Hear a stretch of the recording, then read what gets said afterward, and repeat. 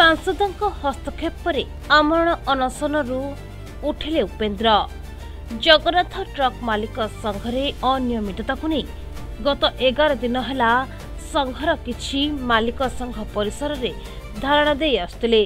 तेबे गत 4 दिन हेब से एही धारणारू दृढ़ीभूत करने उपेन्द्र साहू नामक व्यक्ति आमरण अनशन कर आसुवा बेले समय क्रमे तांकर स्वास्थ्य अवस्था बिगड़बार लगिथिला। एने जगतसिंहपुर जिलार सांसदों पाखरे खबर पहुंचता। खबर पाई घटनास्थल पहुंची फलरस पियाई उपेन्द्र अनशन भांगी सांसद। तेबे एथिसह आगामी दिन में जिलापाल सहित से घटनार स्थायी समाधान करबे बोली उपेन्द्र को प्रतिश्रुति देछंती। जहापर आमरण अनशनरू संघर उक्त व्यक्ति उठिथिबा जଣା पड़छि। जगन्नाथ ट्रक ओनर्स एसोसिएशन जड़े सभ्य उपेन्द्र साहू गला 3 दिन धरी हंगर स्ट्राइक रे बसी एवं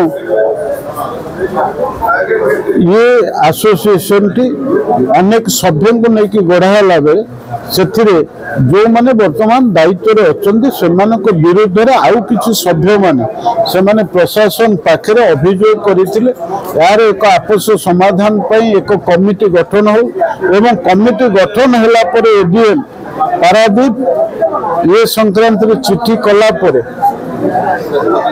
जहाँ विरुद्ध अभियोग होती से कोर्ट द्वारस्थ होते एवं ताकू इंटरिम ऑर्डर भाव बर्तमान से कमिटी फंक्शनिंग हम ना एथिपाई एक ऑनरेबल हाईकोर्ट ऑर्डर करते।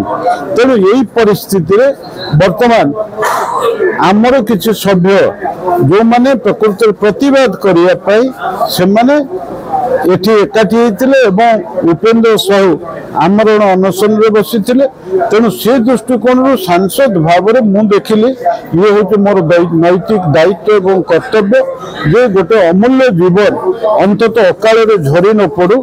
तेणु से दृष्टिकोण पाखे पहुँचवा ये हूँ ये दायित्व मोर नबार आवश्यकता अच्छी। पारादीप संजय राउत का रिपोर्ट प्रतिदिन टीवी। बेक पिठी अंटा आंठू आदि समस्त दरजर एकमात्र तैल श्री संजीवनी पेन रिलीफ ऑयल।